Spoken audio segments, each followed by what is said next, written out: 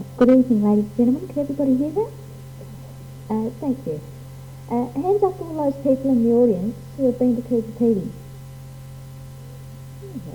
That's quite a lot. And can we leave their hands up a moment longer for those who have been there in the last 5 years? Not as many, about half. Thank you. That's a very interesting exercise because I now have some idea of to whom my talk tonight might be of interest. If I spend too much time going over territory familiar to you, please feel free to sleep through those bits. I'm sure someone will wake you up in time for the best part of the evening, supper. Now, for those of you who haven't been to Coober Pedy at all, I would like you to reflect for a moment. What do you immediately think of when you hear the name Coober Pedy?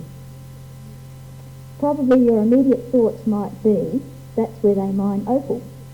That's where a lawless bunch of ethnic miners blow things up, where tourists fall down holes and backpackers are murdered. With the negative media in this state, you could be forgiven for having those thoughts, which is not to say that those things haven't happened. But with my talk tonight, I hope to be able to debunk some of that media sensationalism and to talk about instead the Coober Pedy I know and the very treasure I have found there. Assisting me tonight will be my husband Ian, who has been my companion on this excursion through history and 35 car trips to Coober Pedy since 1987. So you can see that we are not academics or in any way experts, but really just cultural tourists, or nuts, whichever way you want to look at it. As an introduction to us, I will briefly run through our history as far as Coober Pedy is concerned. We first went there at Easter 1987 as tourists, specifically to see and photograph opal mining for a series of postcards we had planned to produce through our illustrating business. I had experimented with opal macro photography, that is close-ups, and built a simple light box of one fluoro tube displaying 4 opal transparencies, which I had in my office. Enter the fickle finger of fate. A buyer came down from Coober Pedy in December 1987 to get stock from the opal jeweller in our building, and he was shown this light box. This buyer was Robert Corrow, the manager builder of the Desert Cave Hotel in Coober Pedy, which was then being built. As soon as he saw the transparencies, he said something like, "That's what I want for my underground tunnel in my hotel. I want 100 of them, the discs are big." That's about as good as my Italian impressions get. This then was our introduction to the opal mining industry, to Coober Pedy, and to the start of an enormous learning curve in the pursuit of cultural heritage in the outback.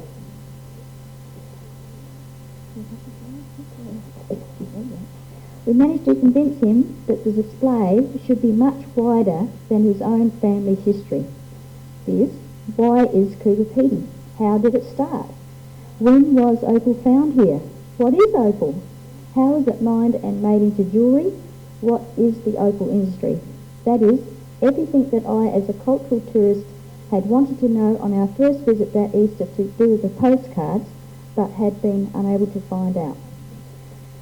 Those of you who are not familiar with Coober Pedy or its location can see from this map that it is 850 kilometres northwest of Adelaide, which works out to be about 9 to 10 hours driving by car, 11 to 12 hours on a bus, you can stand it, or 1.5 hours on the Ansett Kendall aeroplane, and that's the plane at Coober Pedy Airport.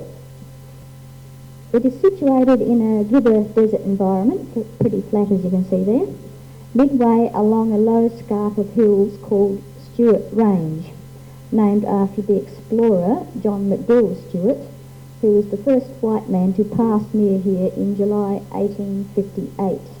It's interesting to note that he also passed the Andamuka waterhole, later to be the site of our second opal field, Andamuka, and he also found traces of gold in the Tarcoola area of the Warburton Ranges on that same journey. This slide shows a simple diagrammatic explanation of the climate, showing the temperature averages, the day-night variation, and dugout temperature. Rest assured that the climate will not kill you, and the residents do not live underground to escape this harsh environment. I think if I see this phrase written in any more tourism literature, I'll scream. They live underground simply because it is cooler and cheaper, a brilliant adaptation to the desert environment, but more on that later. Also, it is quite easy to get there nowadays by driving your car on the fully sealed, in 1985, Stuart Highway. It goes right through to Darwin. Not a problem. Don't need four-wheel drive. The memory that some of you may have of being stranded on the old King Junior Bulldust track and having to open and shut 16 stock gates have long since passed. These two aerial shots, this the one on screen now, is Coober Pedy photographed from the Flying Doctor in 1956. Just that collection of buildings above ground. The one on the left is actually still there. It's now a store. The middle one is the Opal Inn Hotel, and the other one's removed now. The next two shots are taken in the 1980s and depict a rather arid, dusty red landscape devoid of trees. However, the most amazing transformation has taken place over the last 10 years in the greening of Coober Pedy, since water has been on tap in the town area. This relatively sparsely developed area, as I was saying, if you didn't hear me, the little round object is the underground tank, and the surrounding area without anything in it is the actual catchment reserved for that tank. That's why there's no buildings there. But we'll have a little bit more about the tank later on. Coober Pedy's history is 80 years old. The first pieces of surface opal were found in February 1915 by a 14-year-old boy called Willie Hutchison. This is him when he was 18 at St Patrick's College in Ballarat. He was out with his father's gold prospecting party. At that time, South Australia was experiencing the worst drought then recorded, and which didn't break until the June of 1919. This was the same period as the First World War. Therefore, the start of mining operations was greatly hampered in the first instance by lack of water, and secondly, by the lack of available manpower. With the breaking of the drought and the end of the war, the pioneering population, which had been less than 18 in number, rapidly grew to 100 and peaked at about 400 in the boom year 1920. This was followed by a bust in the opal markets overseas as part of the World Trade Depression of 1922. The population just as quickly dropped back to under 50, with the lowest figure of 9 miners recorded in 1945, when the embargo on the sale of opal to Germany and Japan, who were our enemies, during the Second World War was in force. Coober Pedy did not surpass that population peak of 400 until the early 1960s, when it experienced the post-Second World War migration boom. So you can see that there were relatively few people involved with the early history of the town between discovery in 1915 and rediscovery 45 years later in 1960. These particular circumstances have meant that the history of the community has not been passed on from the previous generation, as very few of the pioneering old-timers, mostly loner bachelor types, carried on through to the modern era of machinery mining. In the early years, Coober Pedy wasn't a place for women and children to live. The first woman arrived in 1921. The first school only started in 1960. Today the population is about 3,500, I think, because a lot of them aren't on any sort of census or tax checking sort of records, with probably no more than 400 still directly involved in actual mining. The building you can see here, built into a hill face, is the desert cave. Dugouts, which are man-made caves, are not, as some people imagine, holes in the ground which require you to climb down into them. Some of you may be more familiar with the first dugouts in South Australia, excavated into the creek bank by the Burra copper miners prior to 1849. The Burra Creek dugouts are termed geotexture, from the Greek geo for earth, whereas the dugouts at Coober Pedy are lithotexture, from the Greek lithos for stone. They are also much more substantial, long-lasting structures than the Burra Creek ones. I have dubbed them air rooms as opposed to heirlooms, because once they have been burrowed out, they remain to be inherited by later occupants. The dugouts at Andamooka, where the subsoil contains more claystone than at Coober Pedy, are a cut and cover semi-dugout construction called terratexture. A ditch is dug, then covered with an earth roof laid over pine logs. There are several pioneer cottages at Andamooka which are heritage listed, and that's a couple of them just there. That's the back view. And the main street is actually the creek basin. That's why they tended to get flooded out every now and then. There is one state heritage item in Coober Pedy. It was listed in 1982, and this is the first underground church in Australia, constructed by the Opal miners in 1965. They had all the different denominations using the same building. There are now 5 underground churches in Coober Pedy. The first dugouts made by the pioneer prospectors at Stuart Range were dug using pick and shovel, and here's a dugout from the 1920s. Notice that they've got the packing case furniture, and the man's bed base is actually the natural stone. There were some dugouts left with a natural stone table as well, but I haven't been able to actually find a dugout that I can photograph that's got that in it. Unlike the collapsible earth for creek bank, they are constructed in sandstone, which is a very stable and surprisingly lightweight building medium.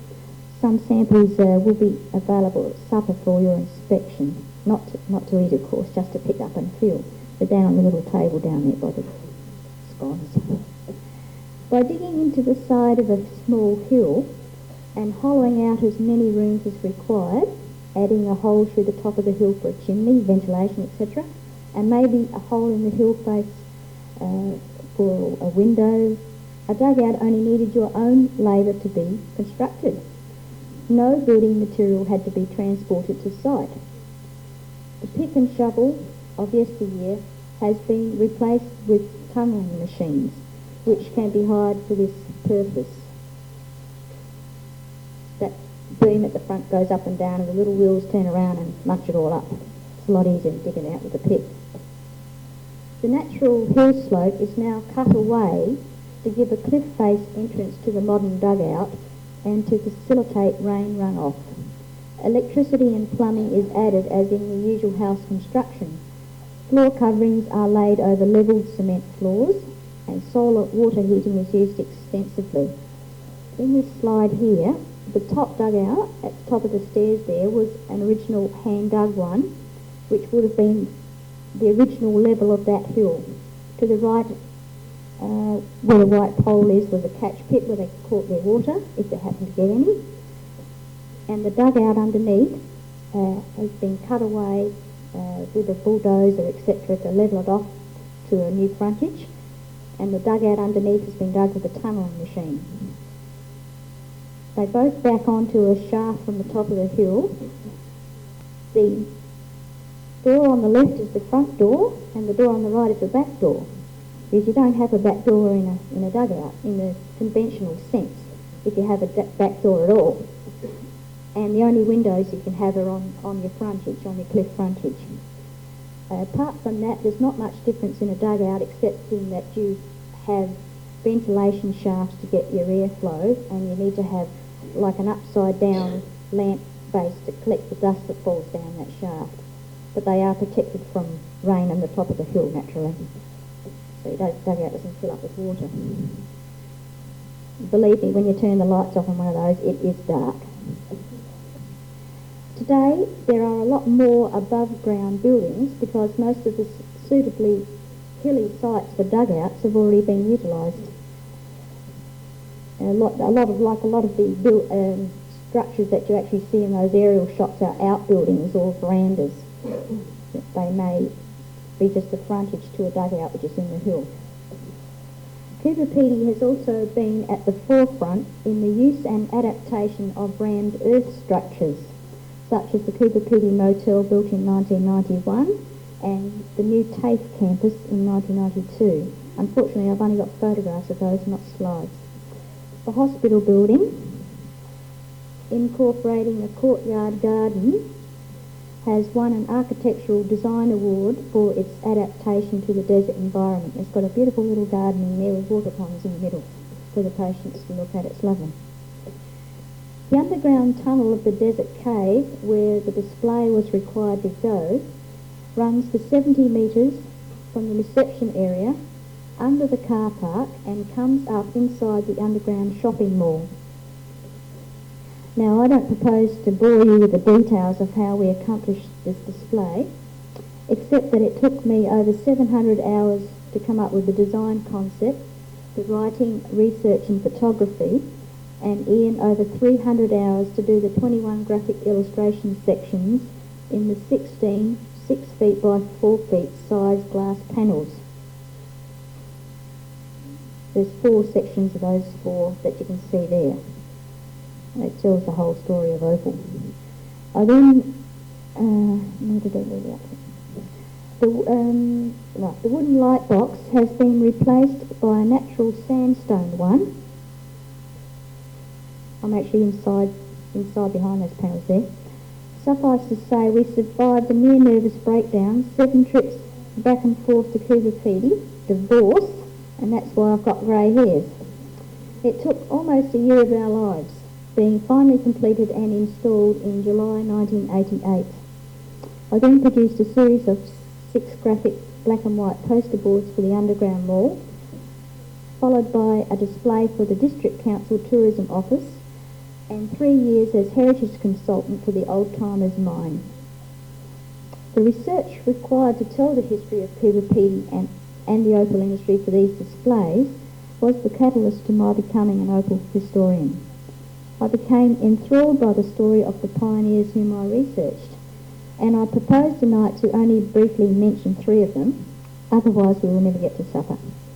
But first I must tell you something of opal and its history so that you will understand why these people were motivated to pursue this elusive, rare gemstone. Opal has been known for over 2,000 years. It was the glory of Europe for many centuries before anyone had ever seen a cut diamond, and prized amongst all gemstones by the Greeks and Romans.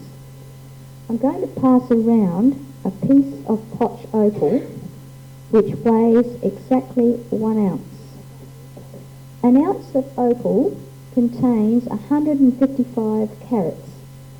If this piece of opal was solid, precious, gem quality black opal, it could be valued at up to $15,000 or $5,000 in the best quality light opal. The price for an ounce of gold, I think, is currently about 500 Australian dollars. The Bureau of Mineral Resources in Canberra estimates that the commercial value of opal to Australia is between $450 and $500 million annually, and this figure probably doesn't take into account the tourism factor.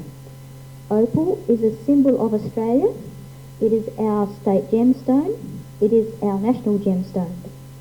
It is a multi-million-dollar free-for-all conducted on the concept of supply and demand by anonymous individual miners and buyers, and all carried out with cash transactions. Australia now produces 90% of the world's precious opal, And this is simply because we have the monopoly on supply.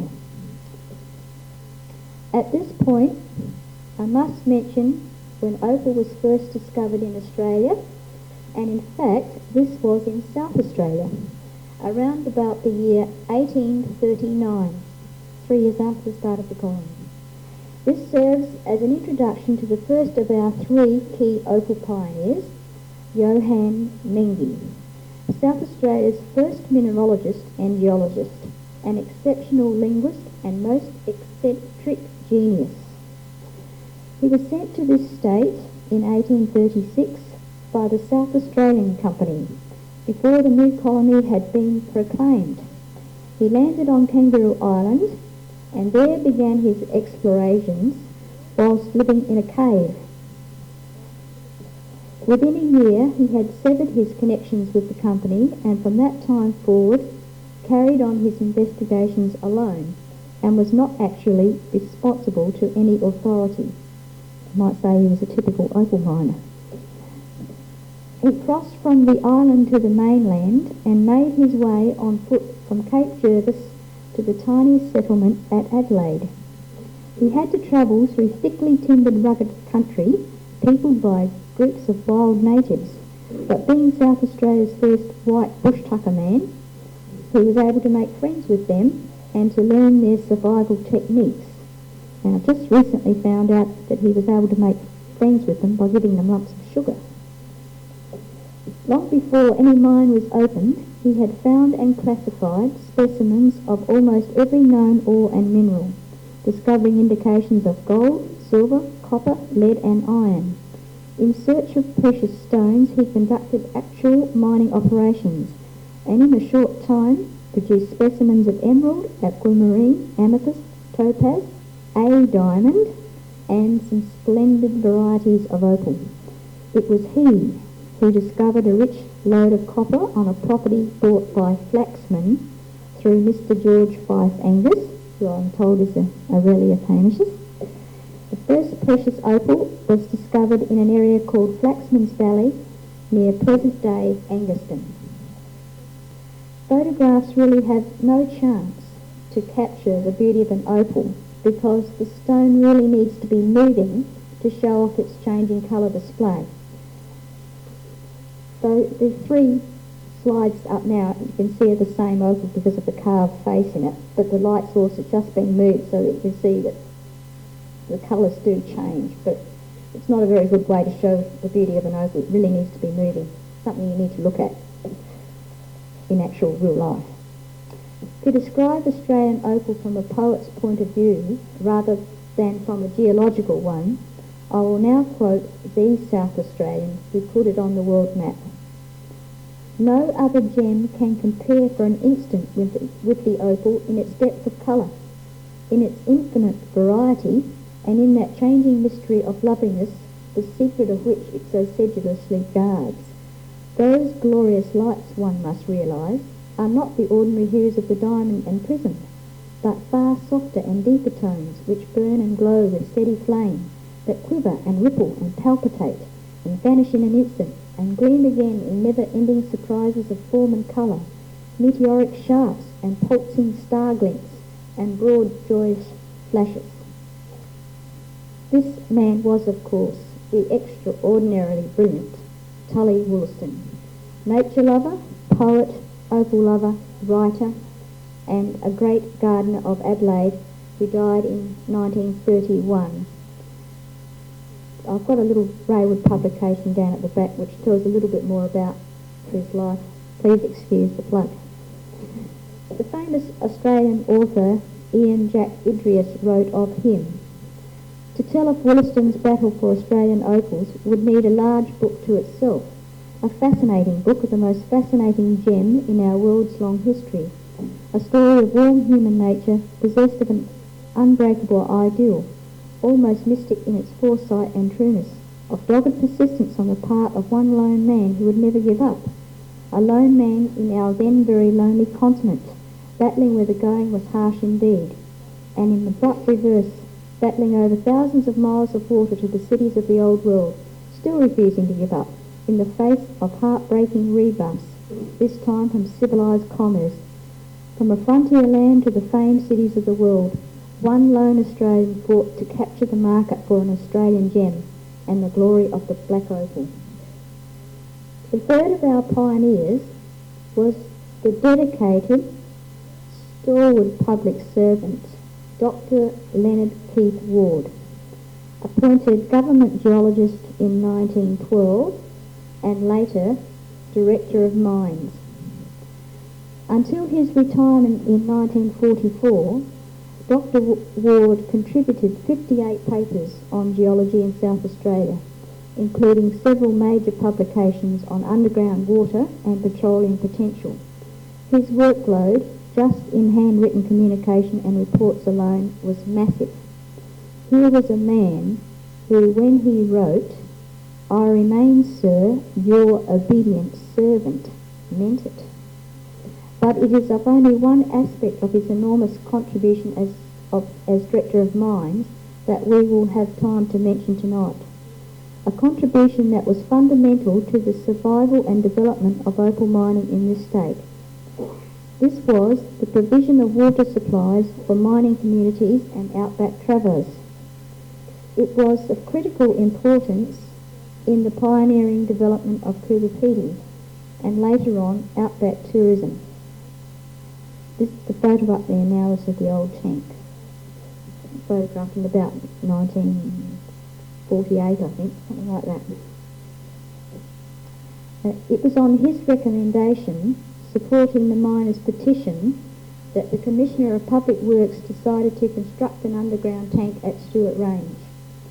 The building of this 500,000 gallon catchment tank, I think that's about 2 point something rather megalitres, or whatever they call it nowadays, metricated. The building of this tank during the summer of 1921-22, if anyone's been up there in the summer they'll know what I'm talking about, was an epic achievement.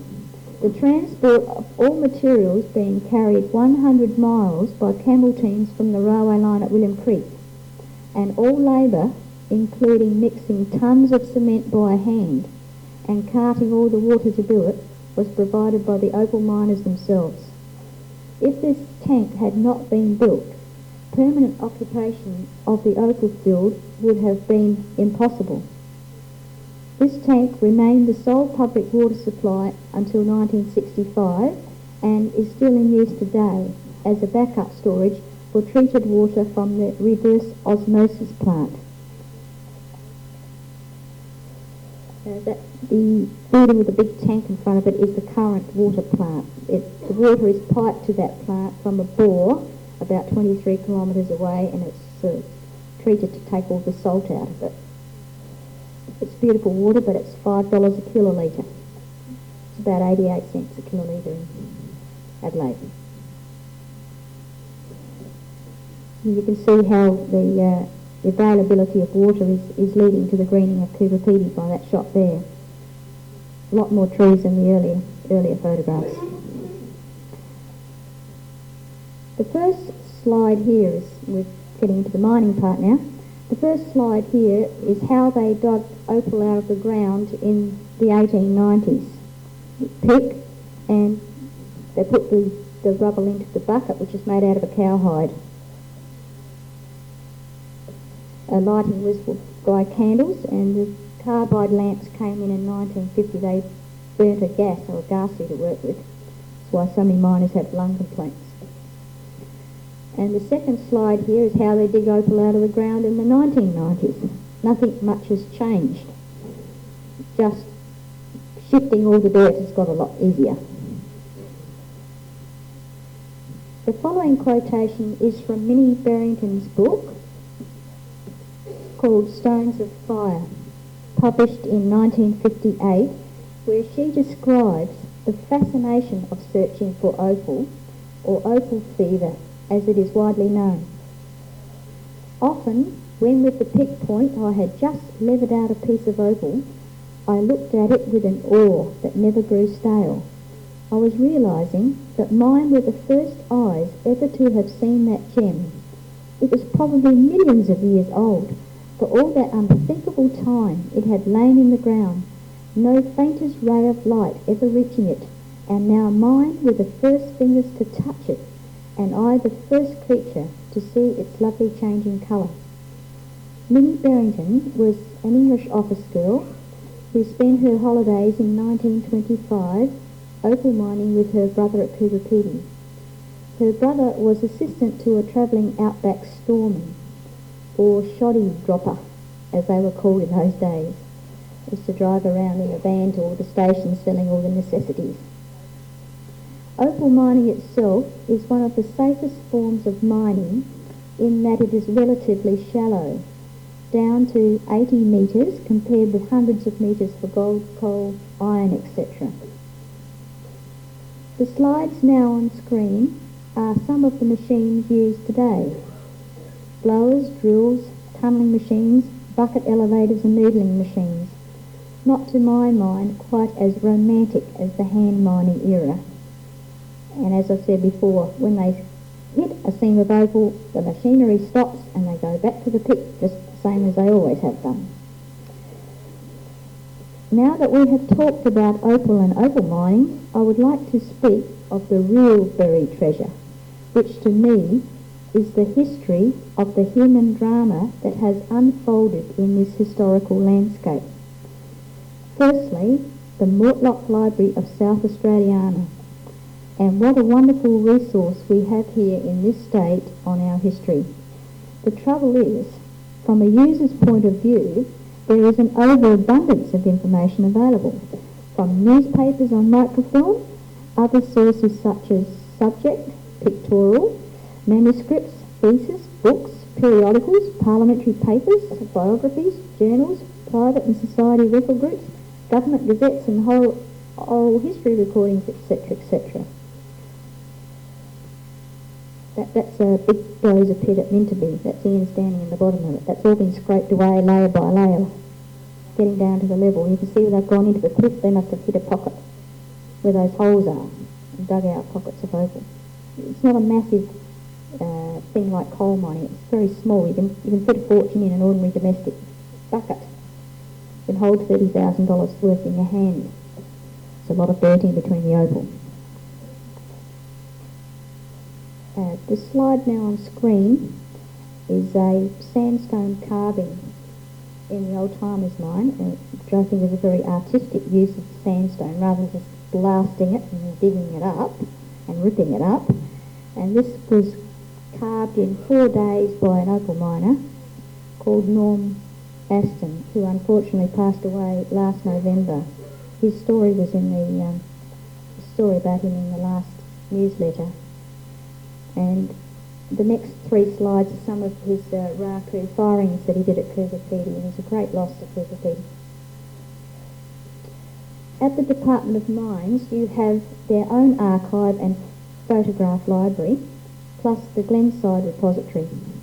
What an absolute buried state treasure this is, particularly of early maps, surveys, pastoral plans and mineral expeditions in South Australia. One could spend another lifetime in here, researching the mining history of South Australia. And although the information is broadly catalogued, there are no specific indexes to find exactly what you are looking for on any one subject, such as opal mining. Bernie O'Neill has brought along some order forms tonight for his second book, which gives the history of the Department of Mines from 1944 when Dr. Ward retired until 1994, and it's called Above and Below, and it's got some details about this down on the table and some order forms. I'm sure anyone who's interested in mining history will love it, and I can't wait for it to come out. It's coming out in December this year. However, the real bonanza for me was to be found in mines correspondence files at State Records out at North Adelaide. Well, they are until the 4th of September, then they're going down to Netley. Here is another treasure trove for researchers and historians. Sometimes you might be the first person for some years to have looked at a particular record, and I have felt like Minnie Berrington unearthing an opal on many occasions. During my research there, I also discovered, through coroner's reports and cross-referencing to local newspapers, the identities of about 40 more people buried in the old Coober Pedy cemetery. It has been cleaned up a bit since then. I have got the council to mark a few or more of the graves. This information was brought to the attention of the District Council and to the local community through the Coober Pedy Historical Society, of which we were founding members in 1989. Unless historians make the local community aware of their history in some way, they will not value it or try to preserve it. It will become forgotten history, as if it never happened. This is a terrific article by Luke Slattery, the higher education writer for The Australian. But one thing I think he did get wrong is that we are not a nation without a history, but that we are in fact a nation without an historian. In conclusion, I would like to thank Mr. Hamish Angus and the committee for inviting me to be a speaker tonight. I hope that I may have convinced some of you Historical Society members to get some attitude, have some fun, and have a go at publicising some history yourself, because we need to bring to light many more of the buried treasures of South Australia's history. Thank you. It possibly was in the 60s, before the road went up there, but not since the road's been through. But they're still in a time warp. They see themselves as a frontier town. They see themselves as remote. The fact they had a progress association, a mining and progress association, it started in 1962, and then they got the greater increase in the population, and they were more or less forced to have local government, and that's been a great bone of contention ever since, because they actually voted against it in a referendum. But they have, since 1987, had a district council. But the trouble with that is that half the members on that are members of the old Progress and Miners Association, and they tend to make decisions the same way they used to. They resent any sort of outside interference. It's slowly changing, but very slowly. They're not heritage motivated at all.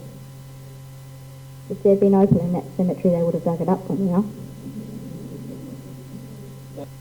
Yes, but they tend to have moved to Andamuka. That happens to a lot of Andamuka. People just go up there for the winter months and they go back down to their pastoral properties in the summer when it gets too hot. It still happens a lot. People have weekend shacks or cabins there and go and mine for a few months and go and do something else, fruit picking or whatever.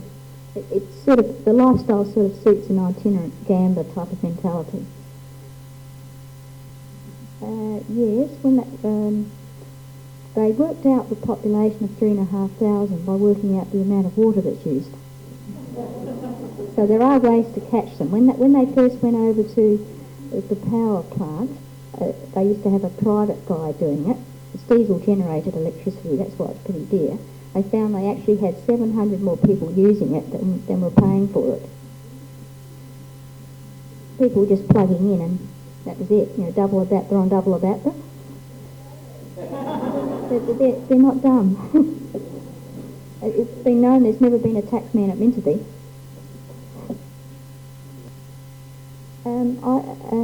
I haven't actually heard a lot of damage from that, because the relatively short period of using those acetylene gas lamps was the early 40s and 50s. But there's been more deaths, I think, from cancer. And that may be because a lot of those old-timers were up there when they did the Maralinga explosions, nuclear explosions up there.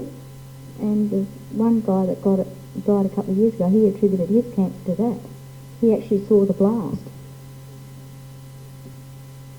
That's a long story. It was called, for the first 5 years of its existence, it was called the Stuart Range, between the Stuart Range down there and the Stuart Range up there. So the Progress Association, which numbered about 20 members in that day, 1920s, got together as a committee and suggested 3 names. 4 names actually. One was Bill, one was Hutchison, who was the guy who discovered it. Coober Pedy was a 3rd suggestion, and Opal Range I think was the 4th suggestion, and they voted on it. and Coober Pedy received the most votes of 12. And that's how it got its name. But it actually comes from the Coober Aboriginal language, which is south of Coober Pedy, and the Coober part means white man, and the Pedy means whole. So its direct representation is white man's whole. And the spelling is how the guy wrote it down, who took the minutes at that meeting. Cooberpedy. That's a very interesting question, Pat, because opal mining is one form of mining that the women have been to the fore in. Because it's not very deep mining, it's not heavy machinery mining. There's been a lot of prominent women in opal mining, and probably our first miners, women miners were opal miners. As I said, there was Minnie Barrington, who started there in 1925 with her brother. She was actually the first woman to mine for herself. A woman could mine for her husband, but she was not allowed to be employed. She could only mine for herself or someone else. There was one woman that preceded her, it was a Mary Halliday, and she was the first white woman to arrive there in February 1921. She went up to help her husband, who was a camel driver. But they are great record keepers. Minnie wrote her book Stones of Fire, and she went on in the 1930s to be a pioneer of Andamuka. She was one of the first miners there, and there was more women involved in Andamuka than there was in Coober Pedy. It was a little bit more pleasant place to live. She became postmistress in 1947, and she retired in 1958 to write that book. She lived at Goodwood, and that's where I've been able to trace her to. I don't know what happened to her after. But Mary Halliday has also got a manuscript in the State Library, unpublished manuscript, and a chapter of that is about her experiences of being the first woman there. And she describes things that women are interested in, like they had their first dance on the packing case dance floor, what the living conditions were like in the dugouts, how they managed to cook just using tin food all the time, and sleeping on stretcher beds with straw, millions of flies, and the sort of things that women wrote about that the men wouldn't think about writing about.